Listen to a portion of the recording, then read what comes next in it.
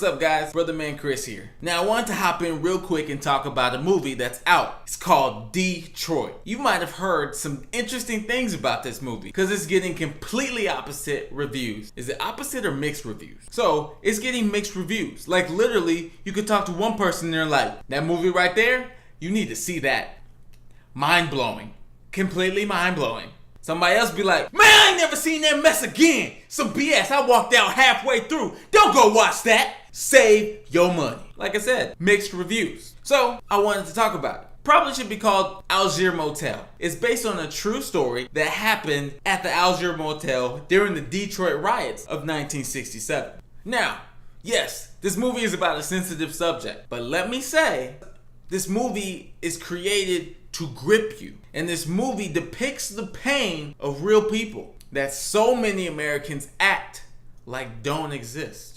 Now, to be honest, the pain you feel from watching what happens on screen is intoxicating. And it's definitely rated R. And that R could be rated for simply racist. It's a painful movie. And I've read all the reviews. It's literally split based on demographics. A lot of blacks feel like they don't need to see this imagery on screen ever again because they know the pain all too well. But let me tell you this, just because the pain is being shown does not mean that there isn't benefits to it being shown. And this conversation that happens between Ben Mankiewicz and JR on the Young Turks really explains this dilemma perfectly. Listen to these two sides. It's okay every 5 years, 10 years, 15 years to remind people of the brutality of slavery in a way that makes a difference. And seeing something visually depicted makes a difference. Definitely.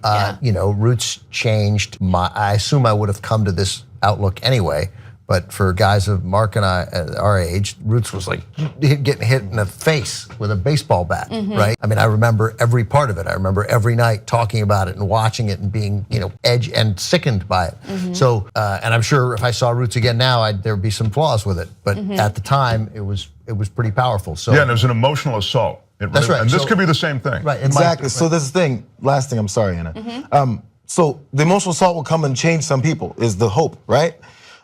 People who've seen this over and over again, we still see it with people getting murdered in the streets by some cops, then we don't want to keep having to see it.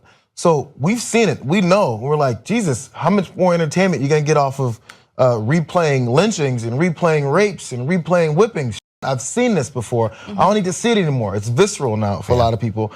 And also even just the current tapes of someone getting murdered in the street and getting choked out, and then they're saying stop resisting and they shoot somebody in the back.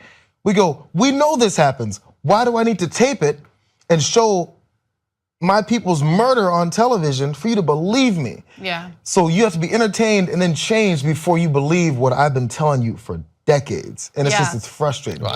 So I say Detroit is a movie that should be required to watch. Kind of like that sex movie you watch in like the 4th grade. It's not anything you'll ever watch twice, but I bet you don't forget what you learned. I remember all that. I even practiced some. I bet you don't forget what you learned. You will probably take some of that into practice in your life.